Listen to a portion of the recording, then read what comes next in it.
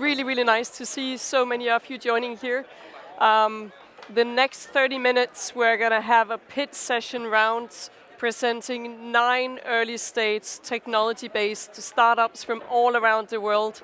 That's going to be on stage, hopefully inspiring you on how they're using digital technology to create a sustainable, inclusive future. There is going to be vast opportunity also to connect with them afterwards at the reception. So it's also a great way to connect and stay tuned for the latter part of the program. Just very briefly, so we are part of this afternoon trying to foster diversity in many different perspectives, enabling young entrepreneurs from all around the world, Africa, South America, Asia, and Denmark, to get a voice into the Digital Tech Summit. We have been doing this since the beginning of August, powering a startup program from DTU Skylab to allow early-stage startups to look at how inclusion and diversity can be part of shaping better organizations, but can also be a way to stress test your digital and analog technologies to be better and understanding who you can actually create an impact for. We have certainly not been doing this alone from DTU Skylab. We have done this with a lot of different international partners, but not at least Venture Cup that has been running the startup track. So please welcome on stage Morten to tell a little bit more about how they have been involved.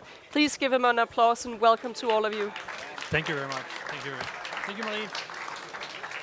So those of you who are here for the first session heard the 9 first pitches from the international startups. You know that you're in for a treat. So this is probably the most exciting session of all of Digital Tech Summit that you're in for.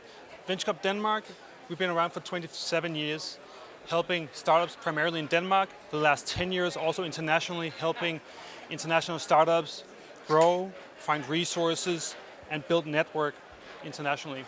We've been fortunate enough that we've been invited in by DTU Skylab to be partners of this great program, and it's been an immense pleasure for the past months to meet all these international teams, help screen them, do one-on-one sessions with them, provide a bit of guidance, and introduce them to the Danish ecosystem. And I've heard a lot of the pitches, so I am excited for the rest of you to hear them. It's been a pleasure, so I hope you enjoyed. Thank you. Thank you very much, Morten. For this pitch session, there are 3 key ingredients. First of all, we are giving each of the startups 2 minutes to present and inspire with their solution up here on stage. Second of all, we would love for you to connect with them, provide them sparring network, further connections that can foster their ideas to grow further, maybe even looking into new markets for their technologies. So we're going to showcase a QR code that you can use to connect with them, provide them direct sparring, whether it's for one of the startups or several of them. We have also invited a jury that will provide scoring and feedback to all of them, providing them also with mentorship and network. And I would love for you just to step up and look into the crowd and please give them a big hand. It's Ingrid Haug, Morgan Andersen, Annette Nørgaard, Asger Bing, and Ilana Krasnik. Thank you very much. And of course, all these notes and feedback is to grow the startup's learning, but also the opportunities going forward. So without further ado, I would love to welcome our first startup that in fact is from Denmark. It's GridLinks. Please give them a big applause on stage here. Yeah. And this one. Okay, hello everyone. My name is Martina and I am one of the co-founders of GridLinks. We all rely on electricity every day. But why is it that the energy gets more expensive when we are actually using it and gets cheaper when we don't need it at all? This is because of the energy grid imbalance. During the times of high energy demand, Denmark's own energy production is not able to cover it and requires the import of expensive, non-renewable energy from abroad. This also means that in addition to the rising prices, the CO2 emissions rise as well. And all of this is happening at the same time as Danish Parliament voted to have 1 million electric vehicles on the road by the year 2030. And each one of these cars has a battery that is big enough to power an average household for up to 5 days at a time. At Gridlinks, we want to turn electric vehicles into home battery systems. We have developed a hardware add-on to already existing EV chargers. This add-on will allow you to upgrade already existing EV chargers with the discharging functionality. It will be controlled through embedded software that will monitor the energy prices and CO2 emissions and create personalized charging and discharging schedules. The solution is fully automated, but how does this look in practice? You come home, you plug in your car, and that's it. That's all you have to do. Our algorithm decides whether the energy is cheap enough to be charged and stored in your car's battery for later, or whether the prices are high, in which case the cheap green power will be discharged from the car and used to power the house. What we achieve is a reduction of the electricity bill for the user by 33%, while at the same time reducing the CO2 emissions by 40%. At Gridlinks, we want to integrate electric vehicles to make future even more sustainable and greener. Thank you very much. Wow. That was on the second fantastic. If you would love to connect with Gridlinks, provide them mentorship and sparring forward, you're welcome to scan the QR code here. That will enable you to go to a form where you can get feedback and also your sparring to each of these startups, and we'll make sure to convey this opportunity to each of the startups. So we're still going to stay in Ghana, and we're going to go to Team Green Tech Solution. Please give them a warm welcome and enjoy the moment on stage. There you go.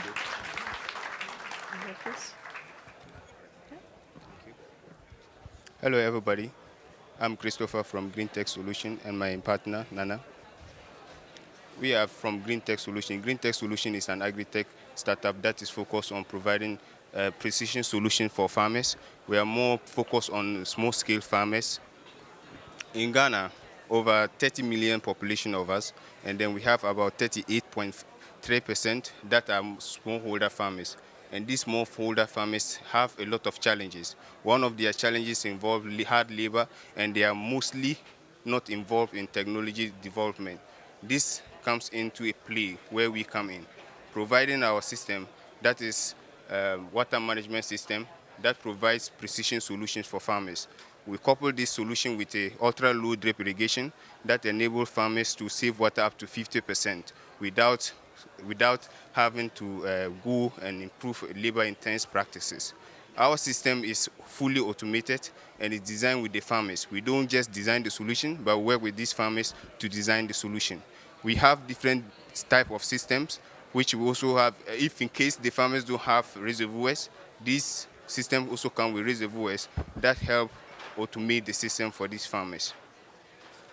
It comes with the application aspect of it, which is used to enable these farmers to control it remotely without the need of going to the farm at that particular moment. And our system is designed to be scalable, affordable, and inclusive, of course, because most of these farmers are not involved when it comes to designing technology, and we want to involve them into our solution. Our value proposition, we have only one Earth, and we are more sustainable focused, and we want to provide solutions that are more sustainable based for these farmers to use without affecting the environment. And we save up to 60% increment in the farmers' yield, and which we are yet to prove this. Now our stakeholders, we are focused on small-scale farmers, but the payment method is made flexible for these farmers to be able to pay in installment. We understand that this is more advanced and it's expensive most of the times for these farmers to engage in, and we have the flexible payment system that enables them to pay. Thank you very much. Please give them a big applause. 2 minutes is a very short time. First of all, I have to thank the Ministry of Foreign Affairs and a lot of different partners, not at least the Digital Tech Summit, that is providing this unique opportunity for these startups to be able to inspire you on how we can work and use emerging digital technologies to solve challenges on a global scale, but also on a local scale. So I hope that some of you would like to connect and support these startups in growing these opportunities forward. And it's really nice that you're here also to support them. It's a really, really big learning experience for a lot of them. So without further ado, from Ghana now, we're going to go to India, to Team Scrapify. Please give them a very big applause.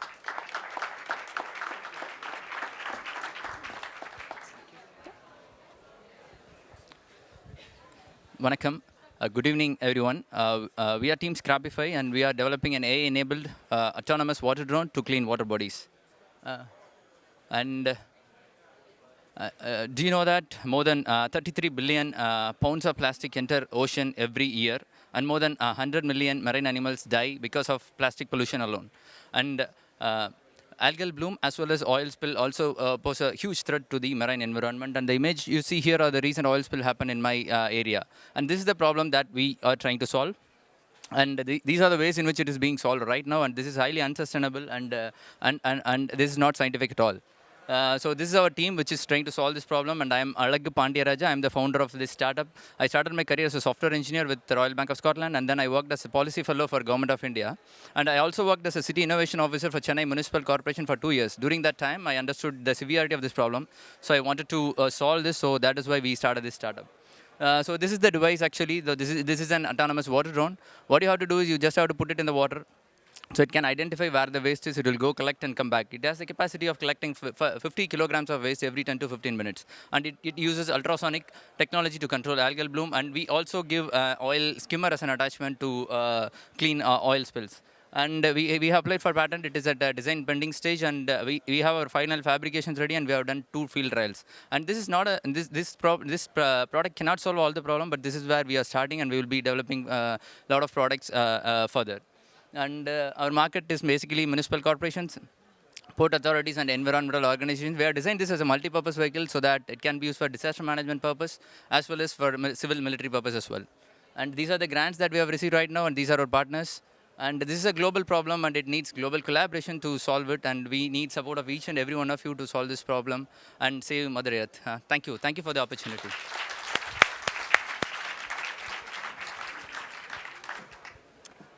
On the second, wow, impressive. So we're going to stay in India, where another technology-based startup is coming from, and I would love to welcome you on stage. It's Navmag Research and Innovation.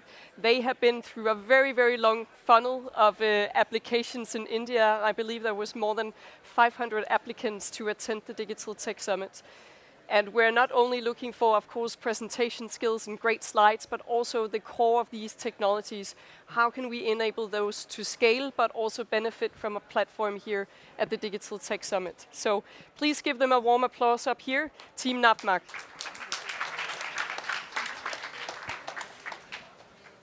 Hello everyone, we are Team Navmag Research and Innovation from India.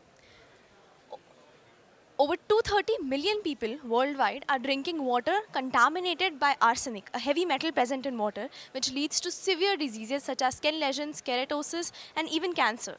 This translates into $700 million in the global market, leading to whereas the most filters which are available today, they come with heavy maintenance, consumables, and are difficult to scale and last. That is why we developed metal, molecular magnetic technology for arsenic removal, which requires no consumables, minimal maintenance, and offers an AI-based real-time sensor technology. We have designed many solutions to cater different needs, including single household to up to 5,000 peoples. And we are directly targeting SDGs 6, 3, and 9, where the prices ranges from this unit is less than 1 kroner for 1,000 liters of water. We have currently serving to the government for a large project, industry for their industrial applications, and soon we are going to launch our product for domestic scale, which is very inclusive need. Also, this technology having no water wastage, there is no consumables. This is having very less operation and maintenance and very long time impact, and it can save the water wasting that utilized for backwashing. We plan to expand our technology in upcoming regions in Africa and other part of Asia, and soon we are going to deploy this and impact up to 200 million peoples. So we started this project when we are in high school, and currently it is a national Indian technology, and soon we are going to make it a worldwide technology. Thank you. Thank you.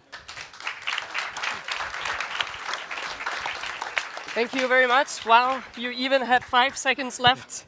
So 2 minutes can also be a lot, but great communication as well. I see there is a slide coming up here.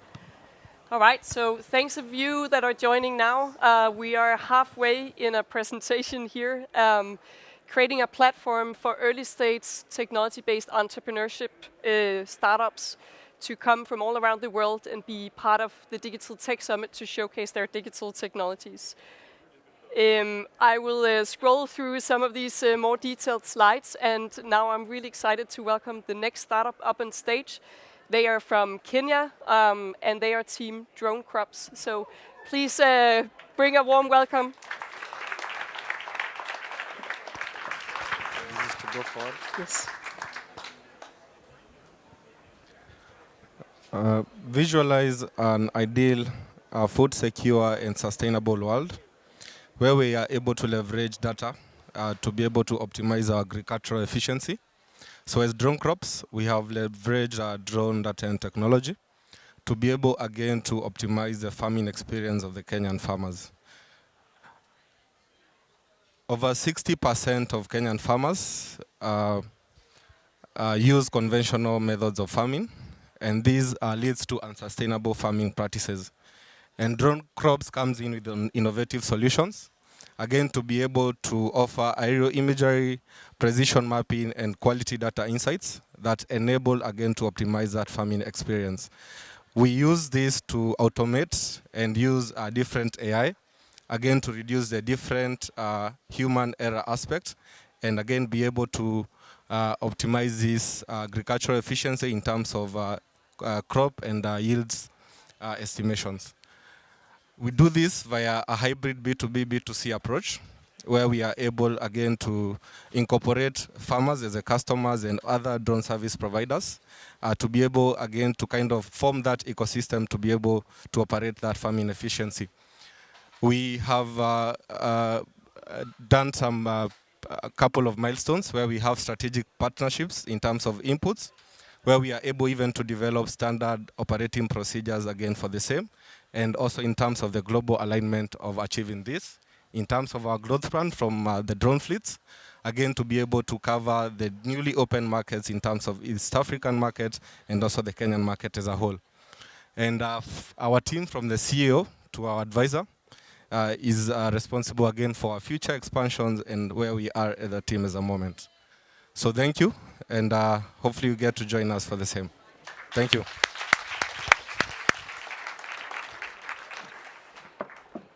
Thank you very much on the second presentation as well. Yeah, welcome to all of you. Now we're gonna move from Ghana to Korea, where we also have 2 startups that's been involved in this program. And the first one that's up is Team SafeFarm. So please welcome our startup from South Korea. Give him a big applause.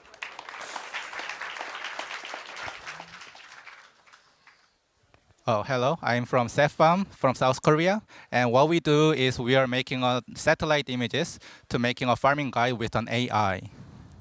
So actually, we do have 2 big serious problems in agriculture sector. First one is decline of the farmers, and second one is increasing of farms' failure. To solve this problem, we developed a satellite-based technology that can monitoring a farm and management of the farms. So we do have 3 kind of technology. First, we can see directly to the farmer's works. And secondly, we can see the farmer's condition, kind of soil moisture or soil nitrogen content. Lastly, the most important, we can monitoring a cultivation guide, kind of crop yield or leaf area or chlorophyll index. Based on this technology, this is how SafeFarm service work. So we monitor satellite images every day, and if there are problems in the farm, we directly notification to each farmers. So that's why we can increase 18% of the cultivation, and we detected 95% of the pest and anomaly. So this is our business model. So actually, we do sell for the company or government who owns a lot of farms, like 100 or 1,000 of farmers. That's why we get the revenue from last year. So we get $37,000 revenue in last year, and this year we got $700,000 in the contract total. So actually, we established our company in 2022, and this is how we grow. We grow really quickly. So this is our teammate. We have 18 people in total, and all of them, most of them are researchers. So this is our ESG goals, and thank you for listening. Thank you.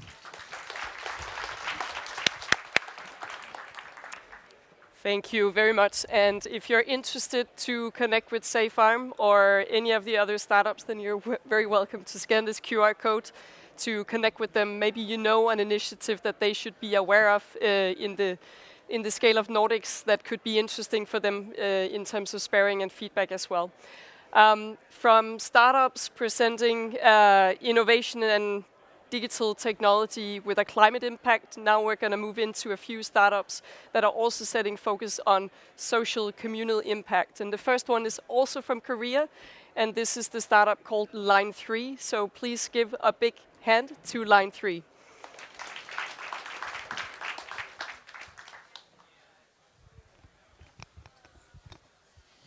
Hi everyone, my name is Tom Che, CEO and founder of Line 3. At Line 3, our mission is to turn football clubs into digitally owned assets. Despite over a decade of crypto innovations, the space is still searching for mass adoption and real use case. The space is filled with speculative assets seeking problems. Meanwhile, traditional industries with massive communities remain untouched by crypto and blockchain's potentials. Take amateur football in the UK, for example. Despite hundreds of clubs folding because of financial restrictions, fans remain unable to help. Matchrock is a service turning football clubs into fan-owned digital assets. We are building this on 3 core pillars: true ownership, verifiable by blockchain, active rewards through watch-to-earn mechanisms, sustainable growth through community-based growth and multiple revenue streams. So what makes us so confident? We know football firsthand. We have founded and operated Chelsea Rovers FC, an amateur club in London. And through our previous service, we have connected over 400 clubs and thousands of players in the UK amateur scene. Our team combines domain expertise and proven execution. I have led strategy and engineering in 2 different blockchain startups. Jay Kim brings 7 years of football operations and strong football network. We are raising $500K USD for the next 18 months of growth, focusing on development and community building. Matchrock is not just another crypto project. It's the first crypto project that brings its first true break case for crypto. Join us in revolutionizing football club ownership forever. Thank you, and happy to chat afterwards. On the second. Wow. Thank you very much. Another presentation on the second. Now from Korea, we're going to go to South Africa again, and I'm really excited to welcome Vambo AI to present what they are working with to create social impact, both in South Africa and beyond. So please give a big warm welcome to Vambo AI and Cheeto.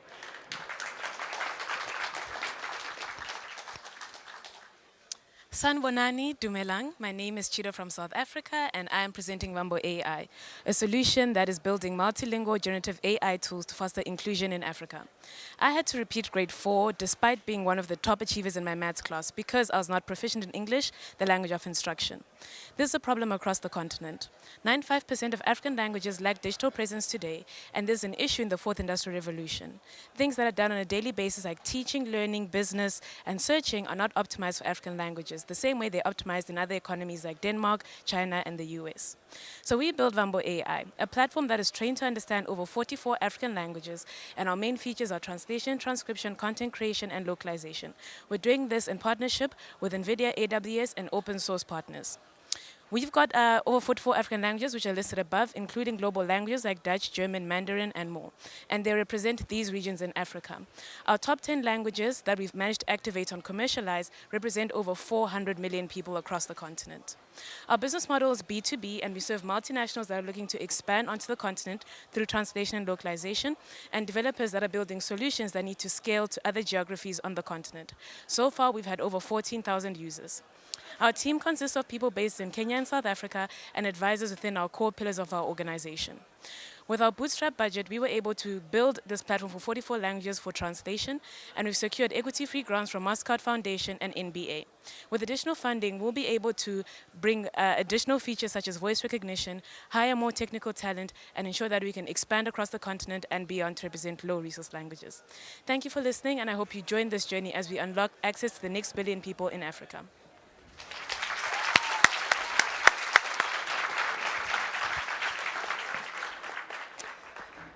Thank you very much, and incredible the impact and the potential that can happen through emerging digital technologies when we really set focus on how they can provide a more inclusive future in society. Thank you to Tito to make it all the way from South Africa to be here at the Digital Tech Summit. Thank you to the partners that are enabling us to provide a voice and a participation of these early stage startups to be here as part of the Digital Tech Summit. We will, as a final act, again invite Aqua Monitor to come up here and gain the experience of presenting and inspiring to all of you. So we'll just go back to the slides, and then you'll get an opportunity also to hear them. After this presentation, we just have a short brief in terms of an outro of this afternoon, and then we're actually inviting for a small reception. So if you're interested in connecting with any of these startups or the speakers before, there's going to be an opportunity immediately after the sessions here on stage. So that's going to be a great opportunity as well. So I want you to give a very warm and big applause to Aqua Monitor.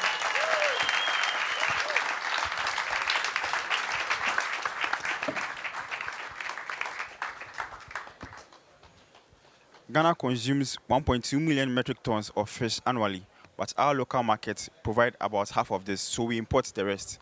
Fish is expensive, so, oh my goodness, fish is expensive. Fish farm is more expensive and less common in our diets. And even though it's once provided over 60% of our protein, fish farms are struggling with about half failing within a few years due to poor water quality control. Many farmers face issues such as ammonia, oxygen, pH, and dissolved oxygen. And those using untested borehole water often face huge losses. Managing these water conditions is critical, but current methods are manual and time-consuming. Now imagine if you could control and monitor water quality, both remotely and efficiently, reducing the manual work on farms. Introducing Aqua Monitor. Aqua Monitor uses sensors to track water quality, providing real-time data on these parameters, all directly sent to the farmer's phone. With this data, farmers can control water flow and even automate feeding. And all these are sent to the farmer's phone. Can you move to the next slide? Yeah. We've deployed our devices on 2 farms and are ready to scale. Our mobile app includes a voice assistant, making fish farming accessible to everyone, including those with disabilities. Yeah. Our device is 30% cheaper than that of our competitors, and we plan to generate revenue by selling our device, app subscriptions, and then providing customized solutions for farmers. We provide value to farmers through productivity on the go and then cost efficiency, among others. Our impacts align with some of the sustainability development goals. So I am Edwina, and this is Elisha and my team, Cephas. These are our partners that are making our vision a reality. In future, we want to enhance on our voice assistant. We want to include aquaponics and provide sea fish farming water solutions. Thank you. With your support and investment, help us and let us further scale production and innovate. Thank you.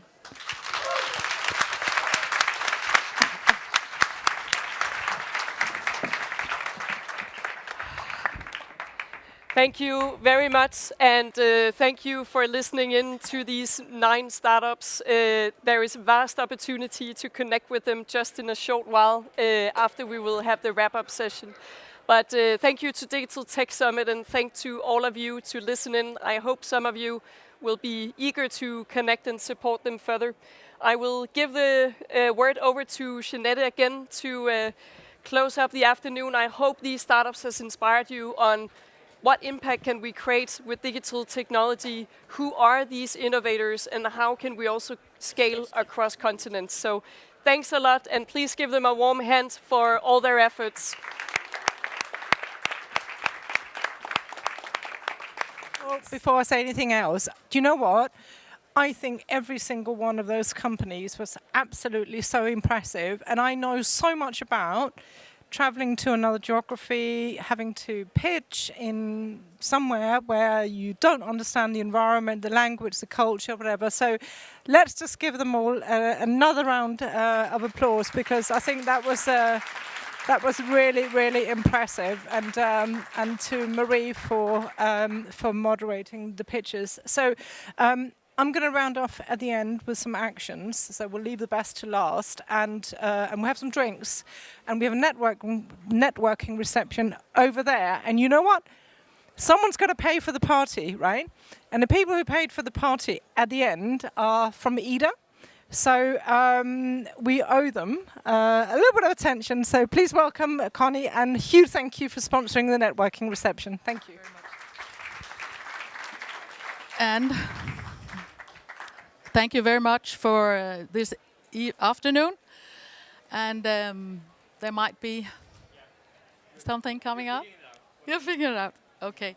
Yes. But I come from IDA. IDA, who is the organization who have 167,000 members in STEM. And we organize 40,000 in IT, the IT area. And we also work within DE area. Instead of keeping you for a long time, I'll just say that we work within the area of neurodiversity, where we organize courses, we organize webinars, and we have 7 now networks for our members who are within the neurodivergent spectrum. We also partner up with an organization called Equalis, who gives us the data of how diversity and equity and inclusion goes around Denmark. We also partner up with an organization who called Diverse Experts, who gives us the chance to use lots of different experts when we want something, knowledge to be shared.